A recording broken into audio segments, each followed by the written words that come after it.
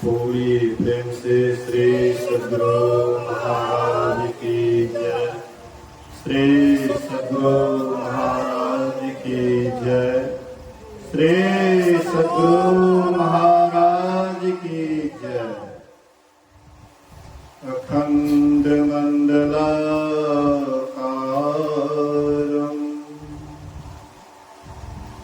व्याप्तं येन चराचरं तत्पदं दर्शितं येन तस्मै श्री गुरुवे नमः। धन्य धन्य सतगुरु सुखद महिमा कही न जाए।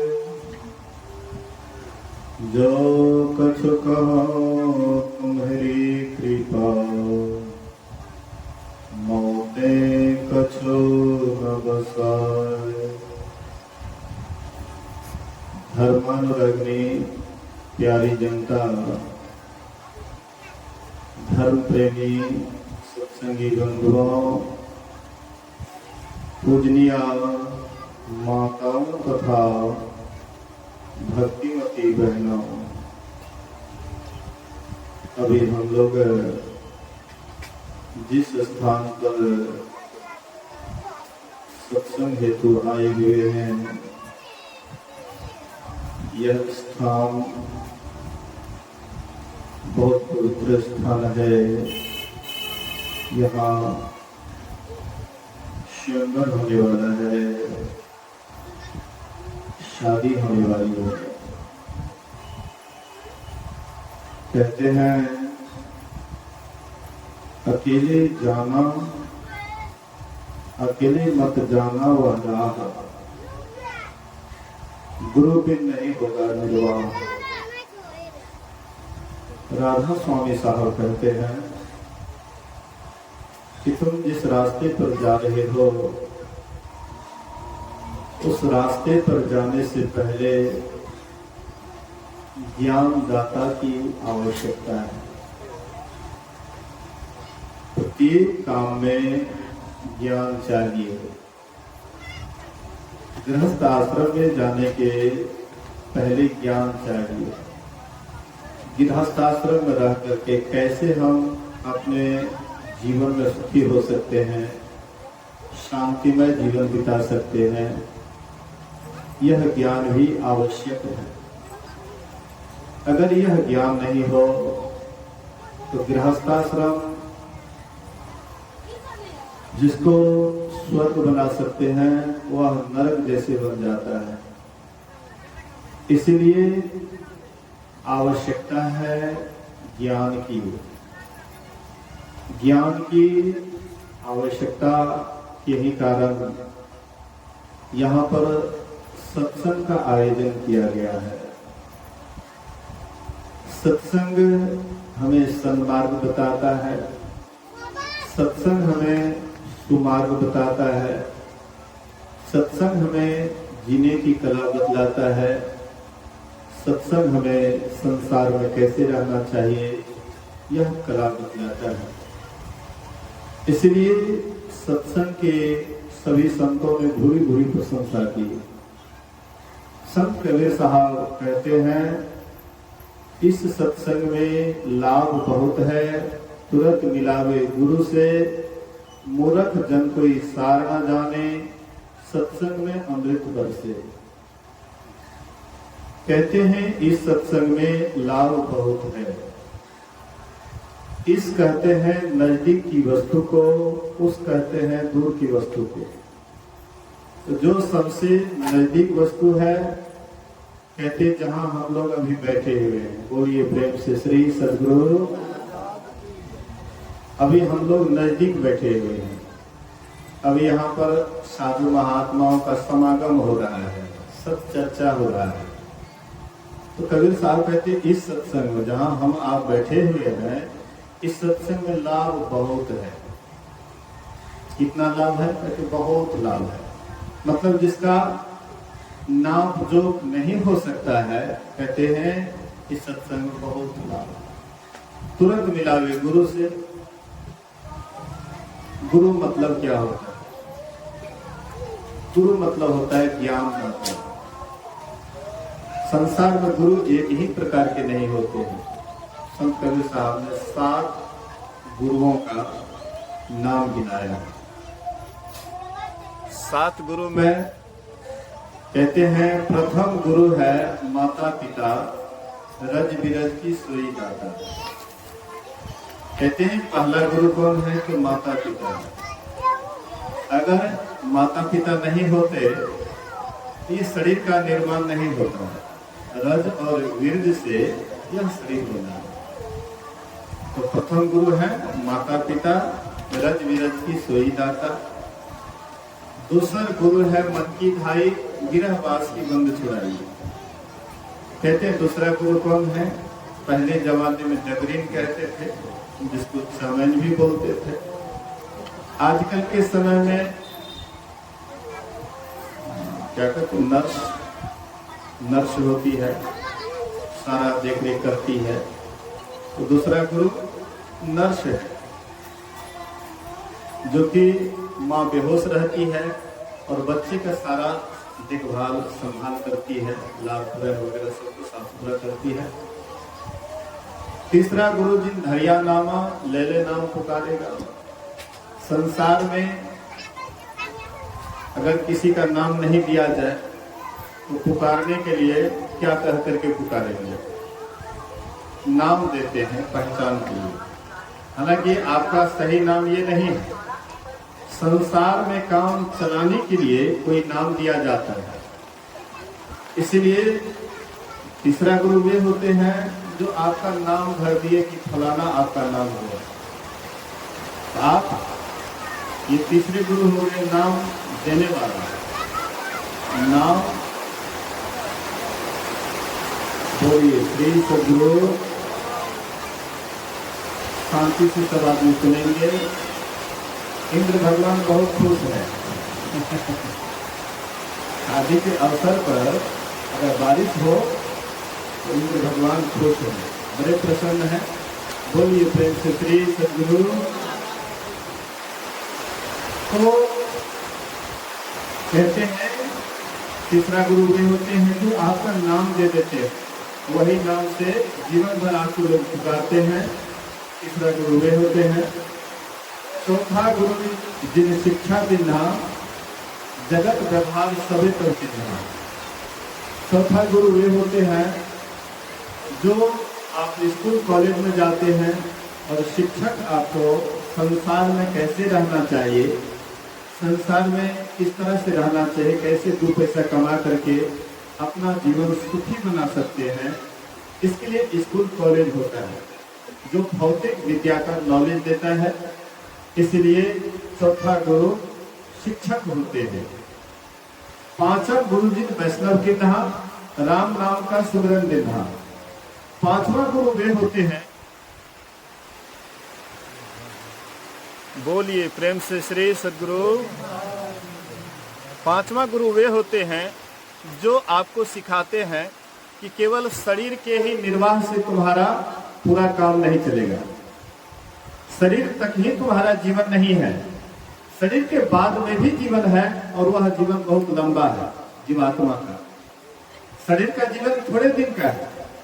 शरीर में तो अभी हम हैं, अब पता नहीं क्षण में क्या होगा, इसका किसी को ठिकाना नहीं। श्वास आपका निकल रहा है, लौट करके आएंगे कि नहीं आएंगे, इसका भी कोई ठिकाना नहीं। तो पांचवा गुरु आपको कहता है ये शरीर नश्वर है, एक दिन छूटेगा, लेकिन तुम रहोगे। इसीलिए उस परमात्मा से तुम्हारा कनेक्शन हो, तुम्हारा मेल हो, इसलिए आपको वैष्णव कर देते हैं। राम नाम का सुमिरन दे देते हैं, किसी एक नाम का सुमिरन दे देते हैं। राम नाम से मतलब राम नाम ही नहीं होता है, राम नाम भी कहिए, सतनाम भी कहिए, वाहिगुरु भी कहिए, या जो भी ईश्वर वाचक शब्द है, जिस नाम को गुरु बतलाते हैं वह नाम को आप जप करते हैं। ये पांचवा गुरु होता है। छठा गुरु जिन भ्रमगढ़ तोड़ा, दुविधा मेटी एक से जोड़ा। छठे गुरु वे होते हैं जो आपके दुविधा को हटा देते हैं। आप सोचते हैं इसको पूजें, उसको पूजें, इसको इसको क्या करें, उसको क्या करें, मतलब हर ओर से, सब ओर से आपके दुविधा को हटा देते हैं। और आपके अंदर में एक परमात्मा ही आपके अंदर में सब कुछ है। हर ओर से आपके दुविधा को हटा करके एक परमात्मा से जोड़ करके अंतर साधना का मार्ग बता करके उस परमात्मा की तरफ सीधा रास्ता बतला देते हैं। वे छठे गुरु होते हैं। सातम गुरु सत शब्द लखाया, जहां का तत्व सो तहां समाया। सातवां गुरु वे होते हैं आप जहां से आए, जिस घर से आए उस घर तक लेकर के चले जाते हैं। ये सातवां गुरु का काम है। हम लोग यहाँ के वासी नहीं है और न यहाँ पर सदा सब दिन रहेंगे। आज तक कोई रहा है, अगर रहते हमारे दादा परदादा और सब रहते थे यहाँ पर, जैसे चीटी होता है, चीटी के बराबर भी जगह नहीं होता है। इसीलिए जो आए हैं वो तो जेबे करेंगे, आए हैं सो जाएंगे। राजा रंग फकीर, एक सिंहासन चढ़ी चले, एक बंधे जात जंजीर। तो कहते हैं संत महापुरुष कि सातवां गुरु वे होते हैं जहां से आप आए हैं। हम आप कहां से आए हैं वहां तक पहुंचा दे, वहां तक लेकर के चले जाएं, ऐसे गुरु का नाम होता है सातवां गुरु। तो ये सात गुरु संसार में है, सातों पर ये संसार टिका हुआ है। अगर ये सात गुरु को निकाल दीजिएगा तो संसार नष्ट भ्रष्ट हो जाएगा। पुराने जमाने में भी आप देखेंगे राजा महाराजा थे, उनके पास में कोई कमी नहीं थी, लेकिन वे भी गुरु रखते थे, वे भी सही विचारक को रखते थे। राम भगवान भी राजा थे, उनको भी गुरु था। भगवान कृष्ण भी थे, उनको भी गुरु थे। मतलब बिना गुरु के कोई आज तक आप किसी को नहीं देखिएगा। और जो भी गुरु के रास्ते पर चला, आज तक कोई कहने वाला नहीं हुआ कि उसका अकल्याण हो गया, उसकी हानि हो गई, नहीं, आज तक कहने वाला नहीं। हाँ, ये बात जरूर हुआ है कि गुरु के रास्ते को जो तोड़ा है, गुरु के बात वचन को जो तोड़ा है, उसके आगे में कल्याण नहीं होकर के अकल्याण हुआ है। ये बात बहुत उदाहरण मिलेगा। एक राजा था, बोलिए श्री सद्गुरु। एक राजा था और उनके पास में बहुत कम सैनिक थी, बहुत कम सैनिक। और दूसरे राजा जिसके पास अधिक से अधिक सैनिक था, वे एकाएक आक्रमण कर दिए। हाँ, जो छोटा राजा था उनके ऊपर आक्रमण कर दिए एकाएक। उसके बाद ये राजा सोचते हैं कि अब क्या करें, तो सबसे पहले गुरु से परामर्श लेना है। जो सैनिक थे, सेना नायक थे, वे लोग बोले कि हम लोग नहीं लड़ेंगे, क्योंकि उनके पास में बहुत अधिक सैनिक हैं और हमारे पास में तो नहीं के बराबर सैनिक है। इसलिए हम हथियार रख देते हैं, पहले सिलेंडर बोल जाते, मरने से पहले ही सिलेंडर हो जाते हैं, क्या जरूरत है वहां पर मरना, इसलिए हम लोग सिलेंडर हो जाते हैं।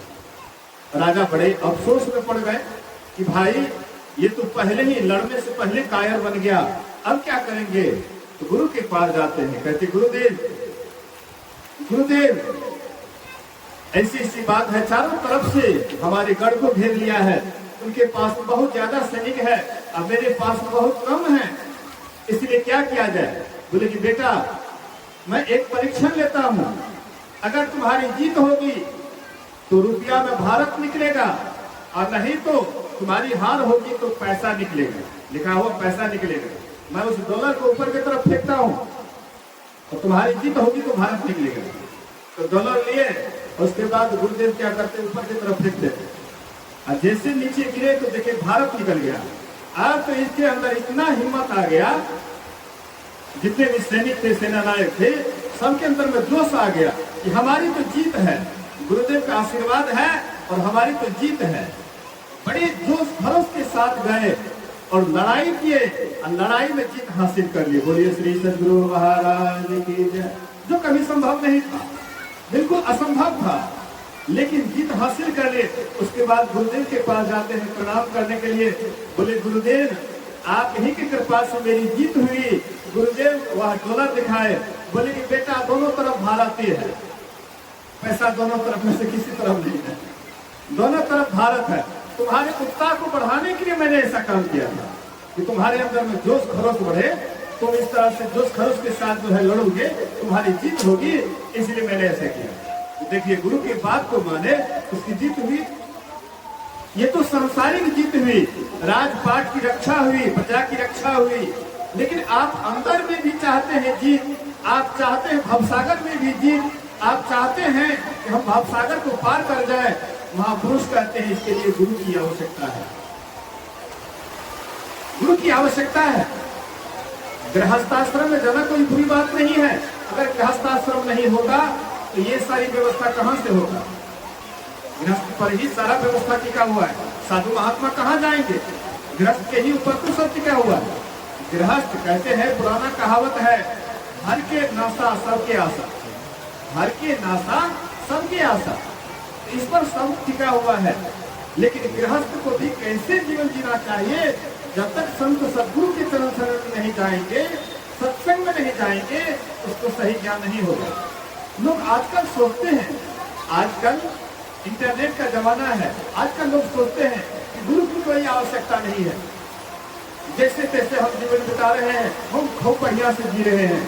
क्या आप बढ़िया से जी रहे हैं? आपके पास में बढ़िया मकान हो गया, आपके पास में बड़ा घर हो गया, तो क्या आप सोचते हैं कि हम खूब बढ़िया से जी रहे हैं? ये जीना कोई जीना नहीं है। ऐसे जीना तो पशु भी जीता है, लेकिन मनुष्य होकर के अगर संत सद्गुरु से सब कुछ जान करके, जीवन को जीने की कला जान करके अगर जिएंगे, यही जीवन की विशेष कीमत है। इसलिए कबीर साहब कहते हैं, कहे कबीर निज रहनी संभारी, सदा आनंद रहे नर नारी। कहते हैं जो अपने रहने को संभाल लेते हैं, वे जहां भी जाते हैं हर जगह प्रकाश ही करते हैं, हर जगह प्रकाश ही प्रकाश करते हैं। इसलिए संत महात्मा की बात को मान करके चलना चाहिए, अपने जीवन में गुरु धारण करना चाहिए। गुरु धारण करने से मतलब आपकी अवनति नहीं होती है, उन्नति होती है। जो अच्छे सत्संगी हैं वे कहा करते हैं कि जब से हम सत्संग से जुड़े तब से हमारा सब कुछ बढ़िया चल रहा है। पहले जीवन जैसे चलता था उससे बढ़िया चल रहा है। क्यों बढ़िया चल रहा है? सत्संगी होने के बाद उसका जीवन संयमित हो जाता है, बेकार का खर्च नहीं होता है, व्यर्थ का खर्च नहीं होता है। इसीलिए उसके परिवार में धीरे धीरे सब सुखी होते जाता है। और जो सत्संगी नहीं है उसके पास व्यर्थ की खर्चा होती है, बेकार की खर्चा होती है। इसलिए संत महात्मा कहते हैं सत्संग की आवश्यकता है, गुरु की आवश्यकता है। संत कबीर साहब कहते मैं तो आन पड़ी चोरन के नगर, सत्संग बिना जिया तरसे। इस सत्संग में लाभ बहुत है, तुरंत मिलावे गुरु से, मूर्ख जन कोई सार न जाने, सत्संग में अमृत बरसे। कहते हैं सत्संग में अमृत की बारिश होती है। आप हम कहेंगे कि हम लोग तो बैठे हुए हैं सत्संग में, कहाँ हो रही है अमृत की बारिश? कहाँ हम लोग देख रहे हैं अमृत को? अगर अमृत की बारिश होती तो यहाँ पर सबके सब देखते, लेकिन कहाँ दिखाई पड़ रहा है? तो देखिए हम लोग मन में विचार करते हैं कि जिस अमृत को देखेंगे उसी को मानेंगे, और जिसको नहीं देखेंगे उसको कैसे मानेंगे?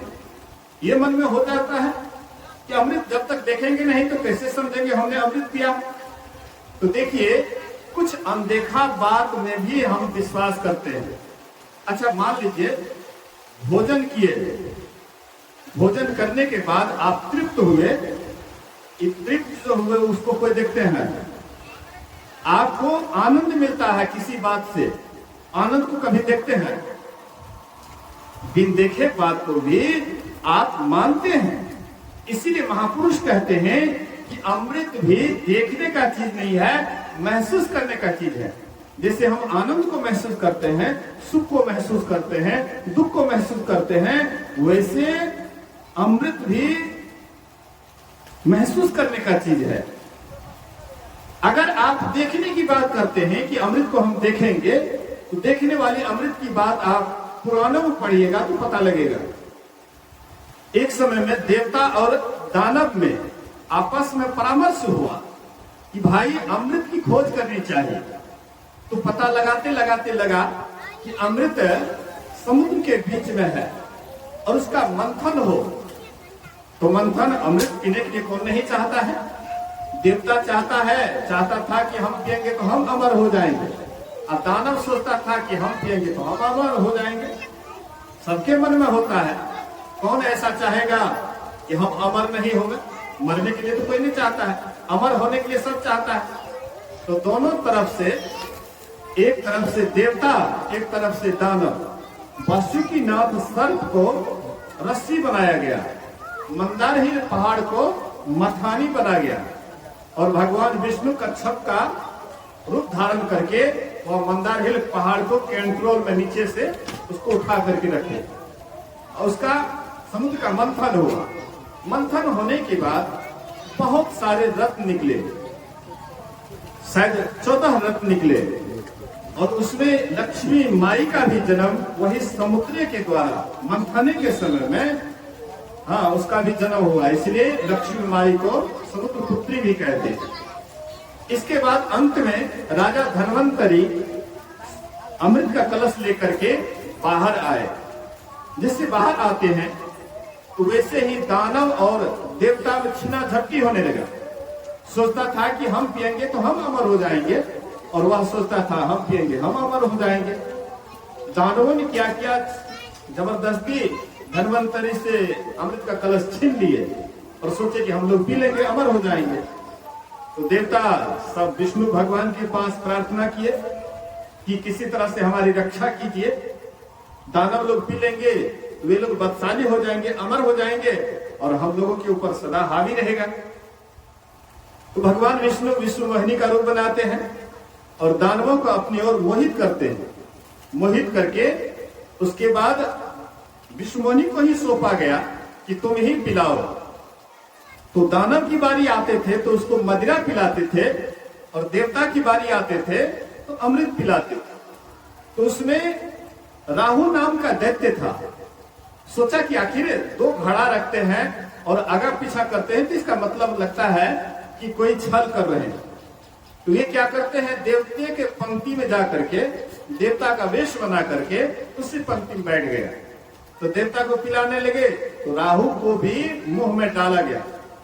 जैसे डाला गया तो उधर चंद्रमा और सूर्य, ये दोनों भगवान विष्णु को कहते हैं कि ये देवता नहीं है, देवता का वेश बना करके हम लोगों की पंक्ति में बैठा हुआ है, इसीलिए हाँ आप इसका संहार कीजिए।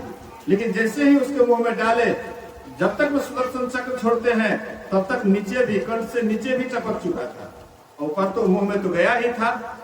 सुदर्शन चलाते हैं, धड़ गर्दन से अलग हो जाता है, लेकिन अमृत पीने के बाद अमर हो गया।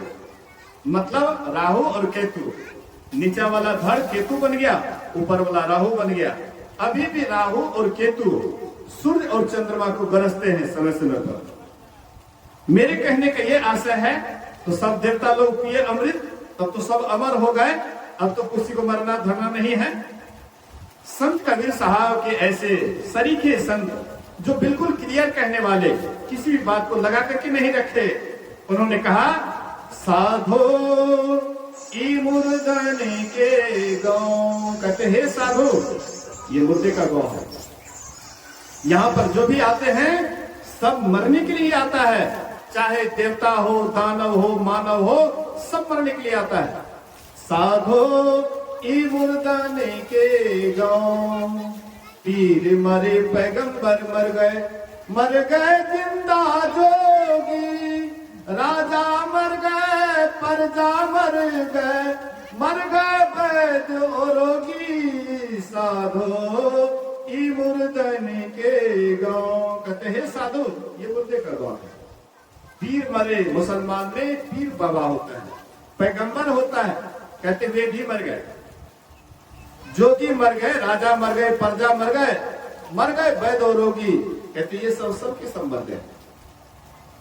उसके बाद कहते हैं 9 मर गए, 10 मर गए सहस 88, 14 भुवन चौधरी मरी है, इन्हों के कासा साधो ई मुर्दन के गाँव।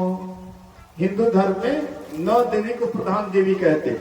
कहते हुए 9 देवी भी मर गए, 10 मर गए। 10 अवतार को विशेषावतार कहते हैं, कहते हुए भी मर गए। सहस 88,000 ऋषि मुनि मर गए, पड़ गए काल के फांसी, वे भी काल के हवाले चले गए। उसके बाद कहते हैं, थोड़ी देर आप लोग शांति से बैठिए, बोलिए श्री सद्गुरु, बोलिए प्रेम से श्री सद्गुरु। कबीर साहब कहते हैं आगे कहते हैं, सूरजो मरी है, चंद्रो मरी है सहस 88, 14 भुवन चौधरी मरी है, इन्हों के कासा साधो ई मुर्दन के गाँव। चांदो मरी है, सूरजो मरी है सहस 88, 14 भुवन चौधरी मरी है, इन्हों के कासा साधो ई मुर्दन के गाँव। कहते हैं साधो, ये मुर्दे का गाँव है। अंत में कबीर साहब कहते हैं कि कौन नहीं मरता है। अंत में कबीर साहब कहते हैं, नाम अनाम रहे जो सदी, दूजा तत्व न होई, कहे कबीर सुनो भाई साधो, भटकी मरो जनी कोई साधो ई मुर्दन के गाँव। कहते हैं कौन नहीं मरता है, जो नाम को पकड़ करके अनाम में चला जाता है। नाम को पकड़ करके अनाम में चला जाता है। एक है वर्णात्मक नाम और दूसरा है ध्वन्यात्मक नाम। वर्णात्मक नाम जिसको मुंह से जपा जाता है, जिसका वर्णन होता है, उसको वर्णात्मक नाम कहते हैं। दूसरा है ध्वन्यात्मक नाम, उसका वर्णन नहीं हो सकता है लेकिन उसकी ध्वनि होती है। प्रत्येक के अंदर में वह ध्वनि होती है और 24 घंटा वह ध्वनि होती है।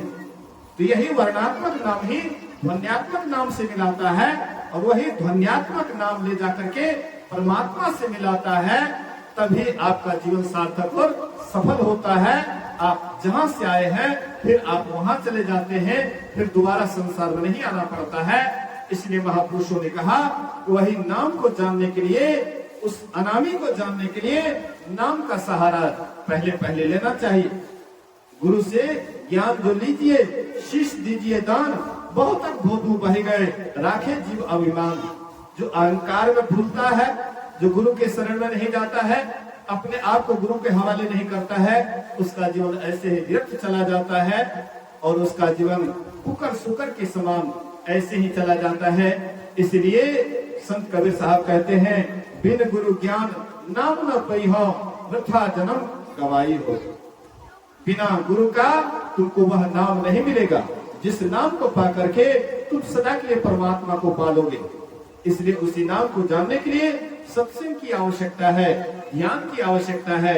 गुरु महाराज का उपदेश है, कहते हैं 2 तरह से सत्संग करो, 2 तरह से सत्संग करो। नित्य सत्संगति करो बनाई, अंतर बाहर 2 विधि भाई, धर्म कथा बाहर सत्संगा, अंतर सत्संग ध्यान अभंगा। कहते हैं कि 2 तरह से सत्संग करो। एक बाहरी सत्संग, अभी हम लोग जो बैठे हुए हैं ये बाहरी सत्संग है। एकांत में बैठ करके आत्मचिंतन करते हैं, ये आंतरिक सत्संग है। जो दोनों तरह का सत्संग करेंगे वही एक दिन परमात्मा के पाने के काबिल बनेंगे। और जब उसके काबिल बन जाएंगे तो उसके तरफ जाएंगे, साधना करेंगे, ध्यान करेंगे। अंत में साधना का अंत होगा, तब हम परमात्मा मिल करके एक हो जाएंगे। हम प्रभु प्रभु हम एक ही होई, द्वैत अद्वैत रहे नहीं कोई, नहीं ऐसी आरती की जाए, भवमा जन्म बहरी ने ली जाए। इस तरह से आवागमन से छुट्टी मिलेगी, तभी हम सदा के लिए कल्याण के भागी बनेंगे। इन्हीं बात को सुनना है, समझना है और अपने जीवन में उतारना है। इसी वचन के साथ एक बार सब आदमी गुरु महाराज जी का जय जयकार करें। बोलिए प्रेम से श्री सद्गुरु महाराज की जय।